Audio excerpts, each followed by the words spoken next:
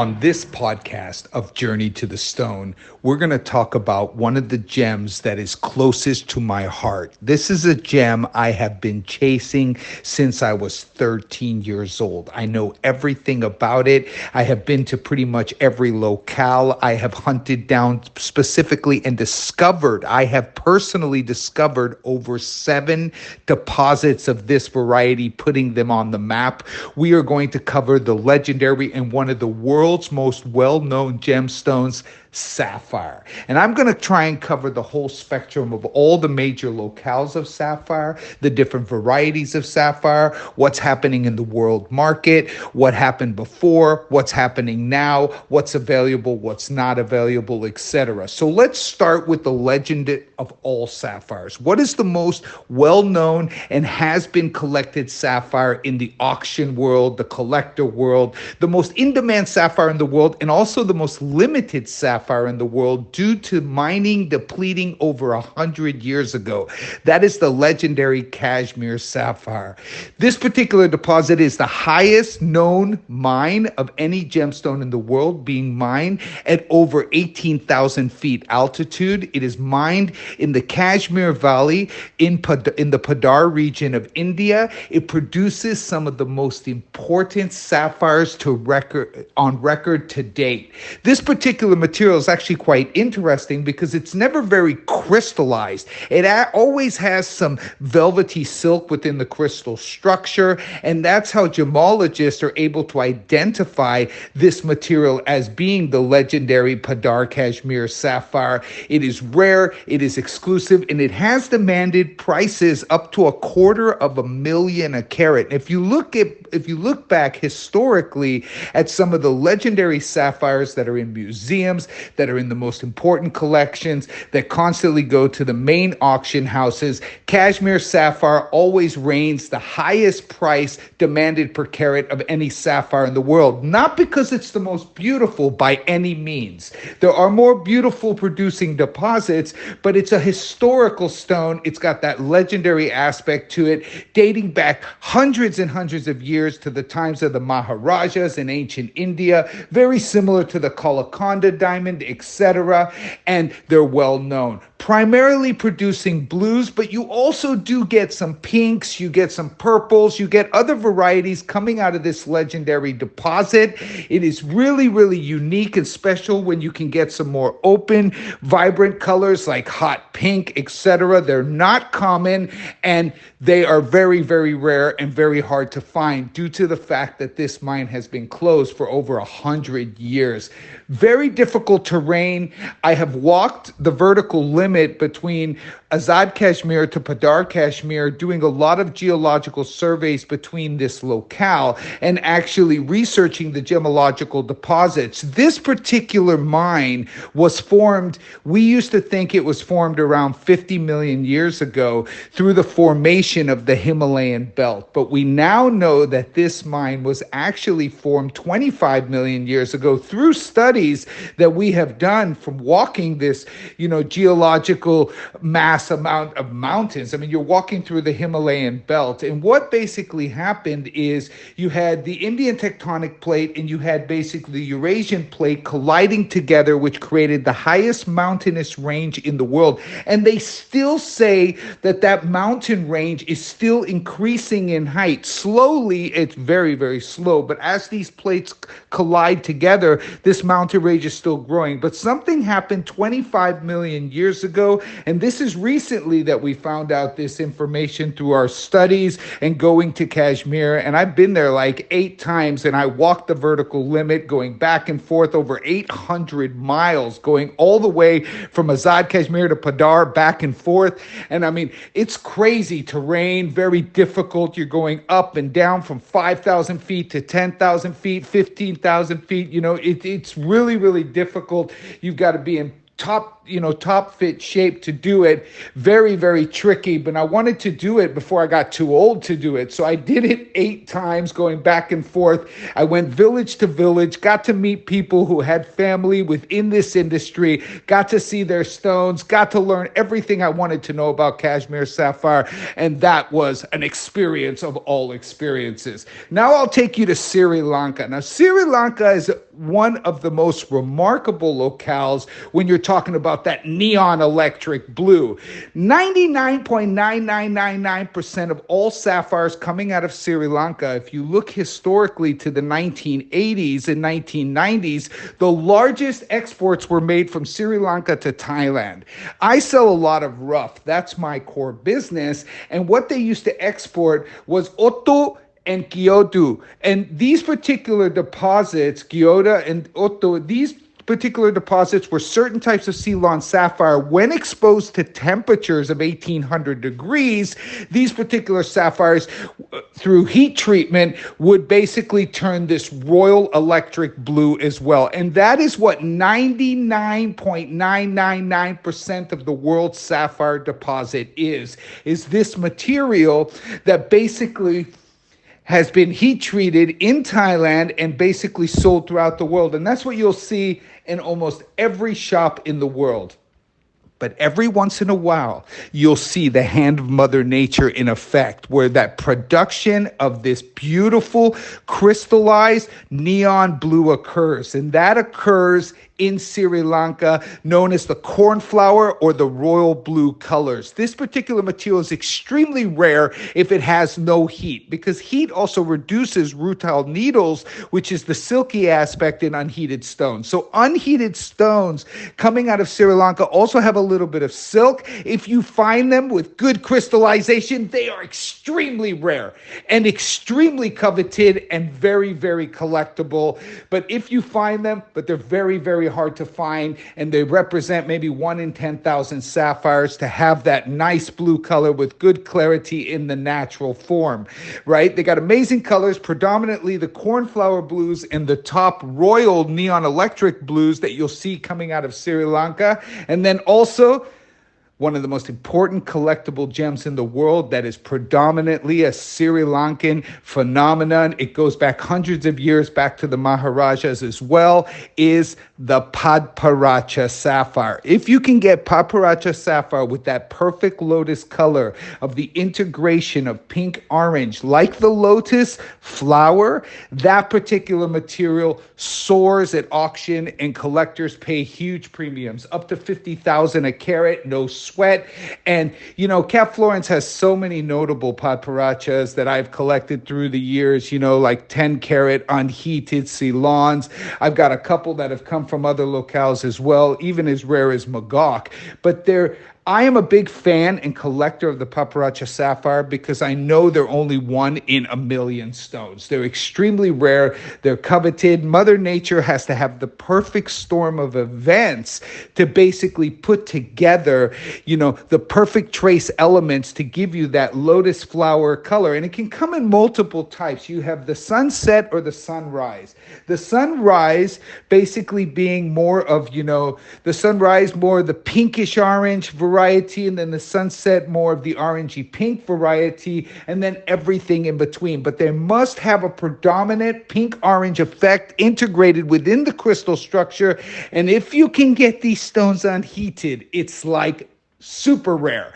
They are very uncommon. So when I go to Sri Lanka, I export about, hundreds and hundreds of kilos of rough material, because that's my core business. And I sell that to cutting factories all over the world. And what I try to do when I'm going through these hundreds and hundreds of kilos, I have sorters who grade the rough. And whenever they see a Paddar, they pull it aside, or they see a hot pink, they pull it aside, or they see a violet, they pull it aside. These stones are extremely rare. They actually actually represent a minuscule amount of what Mother Nature produces if you can get nice purples, nice, hot, deep, vivid pinks, and you can get that rare integration of the pink-orange Padparachas, making them one of the most collectible sapphires in the world. Now, Cap Florence only deals with unheated varieties, and these varieties are very uncommon. They come predominantly out of my collection of going back and forth to Sri Lanka for over 30 years.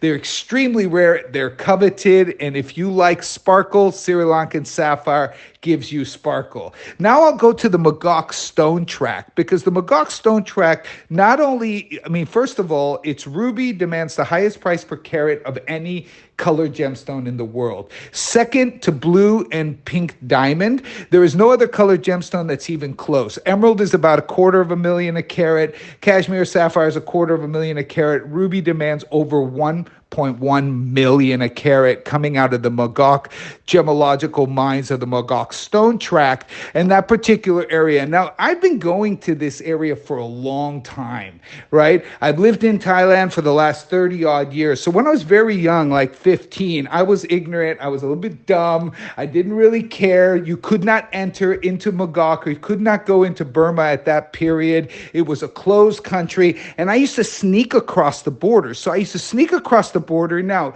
it was basically, if they caught me, I don't think I would be here making this podcast right now, because it was not, you were not treated well if you snuck across the border. But I used to do it either way, and I used to travel into the Shan State, through the Shan State, follow the Mogok Stone Tract, and stay with the villagers.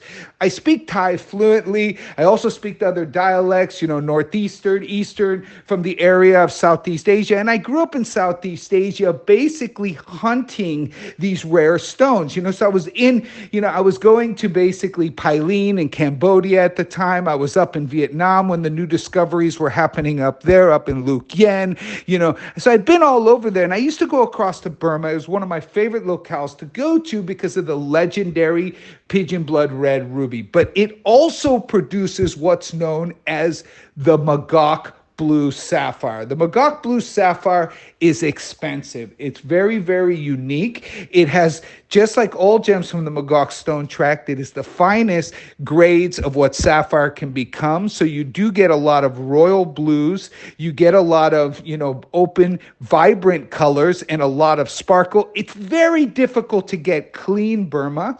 They usually tend to have a silky patch to them if they're natural unheated. That's why most people heat the stones to reduce the silk aspect, because what happens when you heat sapphire is you actually are the needles, the rutile needles within the crystal structure is what that silk is. And you're not actually removing it, you're just sort of melting it. What happens is the needles become less visible to the naked eye, allowing more crystal to go through the crystal structure.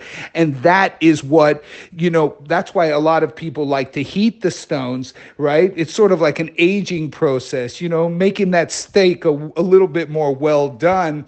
And so it brings out the perfect brilliance. But what I collect, and I've always collected, is the stones that are perfect from the hand of Mother Nature. To have a vibrant, intense, royal blue Mogok sapphire that has crystallization is so rare, it's unheard of. A little bit of inclusions is actually accepted in the Burmese stones. Like, for example, the $1 million a carat sunrise ruby that was sold at auction, right? That $1 million a carat sunrise ruby also was not perfectly clean. So it's the expectation coming out of either Kashmir or Mogok stones is never to be perfectly clean anyway. They're looking for nice color, nice size, good crystallization and great vibrance. And that the stones coming out of the Mogok Stone Tract will give you. And, we've also found very rarely, and I collect only rare, so I found some paparacha colors coming out of Mogok as well. You get the occasional nice yellow, predominantly the yellows coming out of Sri Lanka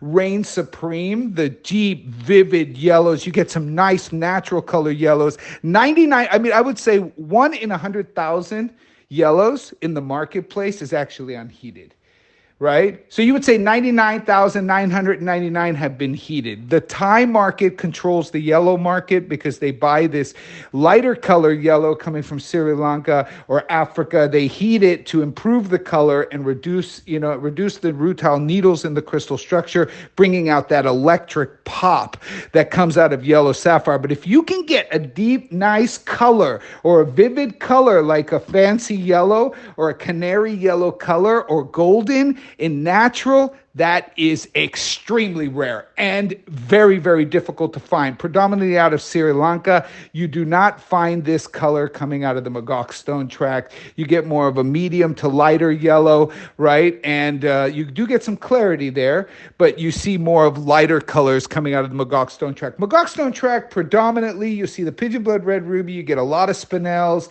you get, some peridots that are unbelievable coming out of there, but their stones are world respected. I mean, the Mogok Stone Tract are top of the line. I'm going to introduce you to the imposter mine. Now, the imposter mine is the Didy deposit in Madagascar. Why we call it the imposter mine is because it's produced some of the most important sapphires, rubies, and fancy colored sapphires ever. It is really a remarkable deposit. So right there in a national forest, what happened is 2 illegal loggers pulled down a tree, and in its roots there was these 2 stones, a red one and a blue one. He took these stones down to the capital, Tana. He basically met some Sri Lankan guy who gave him $20,000 in cash for these 2 stones. Can you imagine that? A normal guy in Madagascar getting handed $20,000 in cash for these 2 stones. I mean, that created a riot. What happened is he went with all this cash back, and within a week, we had 10,000 people migrating into the national forest. Now, you're not allowed to mine in the National Reserve in Madagascar. You know what I mean? That's where the animals are. You're not supposed to mine in this particular area. Anyway, people saw the riches. It was like the gold rush in California.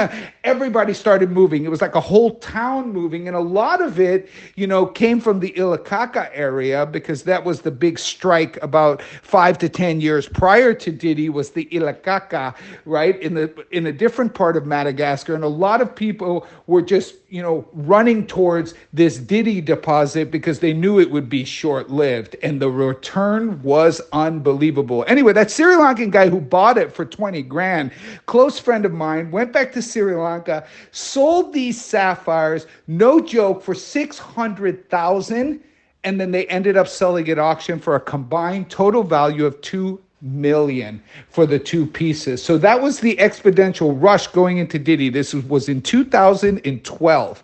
Now, I went in there early days because I spent a lot of time in Madagascar. I've hunted Sveen in the northern part. I discovered demantoid over in the mangroves in Madagascar, as well as 100 different varieties. Madagascar is one of the most amazing producing countries for stones in the world. But here it was, the rush was on. So off I go to Didy. It was still early days. There was only a few hundred people there. And I start buying these stones. And I start to realize, holy moly, there's sapphires here that resemble the identical look and identical feel of the Kashmir sapphire. And I was thinking to myself, oh my goodness, we're going to have a problem here. We've got sapphires coming out of Madagascar that have the exact same inclusions as sapphires that come out of Paddar Kashmir that sell for $250,000 a carat. This was crazy. So what I did is I stuck around for literally 4 months in the jungle while the whole madness happened. I bought every sapphire I could that had this phenomenon. I bought in total less than 10 stones. That's all I've ever seen like it, but they are crazy. So stones like this, you will see Madagascar Didy stones that look identical to the most expensive Kashmirs. They're very uncommon. Most of the stones tend to be more on the darker variety, but every once in a while, it'll blow your head off. What also was produced in this deposit was Padparacha. Nobody had ever seen Padparacha that would rival the finest quality Sri Lanka in unheated form. Remember, what was good about the Didy deposit is a lot of the rough material was actually good enough to be cut in the crystal natural form. That is uncommon in ruby and sapphire. Usually 99.99999% of all stones in ruby and sapphire must be heated. These particular stones could be cut in the natural form, which was extremely rare and extremely uncommon. Anyway, it was short-lived. 2012, the hunt was on, 10,000 people, cities being built in the middle of the jungle. It was crazy times. It was wild. I remember Dr. Peretti from GRS coming in by helicopter, right, to do, analysis on these stones. It was a big deal. Rubies that look like Mogok, sapphires that look like Ceylon and Kashmir. It was crazy days. Anyway, the military came in, shut down this, kicked everybody out, right? And there's been no more mining since. And we're pretty much done with Didy. They enforce the rules and regulations. And, it's okay. It's the way it works. And, let the lemurs and the animals be happy because the deposit, most of these places that it was mined, it was pretty much just found at very low depths. And everybody could get back to living in a happy environment. And that was it. And most of the miners just headed to a different direction in a new discovery in Madagascar, which is a constant thing, whether they're discovering, sapphire or discovering ruby or discovering other different types, everybody went back to the continuous of mining. So the sapphire world has actually been one of my most exciting worlds. And I could go on and on about the discovery of the Mobila sapphire in Nigeria. I was one of the first people in there that produced material that was identical to the Pyline deposit coming out of Cambodia, more of a royal blue basaltic type, right, as opposed to like the neon electric varieties. And I can go on and on when it comes to sapphire because it's endless. But guys, I tell you now, when you see sapphires in Florence, these are some of the most collected stones I've held on to over the years of my gem hunting of over 30 odd years. And when you see it, there's always a characteristic, like the Padparacha is like a color that nobody's ever seen before, or it's a historical stone, or the yellow is so vibrant and electrical and deep, you know what I mean? Or it's a Didy that looks like a Kashmir sapphire that nobody has in the world. That's what I focus on. That's what I love to hunt. I like to collect rarity. I like to collect what nobody in the world has. And the rest I sell off in rough because that's my core business. So keep your eye out on sapphire, right? I'm constantly looking for new discoveries of sapphire and ruby all over the world because my core business is selling rough sapphire and ruby as well as, 200 other gem varieties. But sapphire and ruby being hundreds and hundreds of kilos every month, even close up to 1,000 kilos on certain months, because sapphire and ruby is one of the most recognized, types of mineral in the world. Corundum, you got your ruby, sapphire being two of the big four. Then you got emerald and diamond, of course, right? So hold on to these gems. If you do get a Florence, ruby or sapphire, specifically any of the colors I talked to you about, hold on to them because the price is only going up, straight on up. Hope you enjoyed this podcast. Talk to you soon.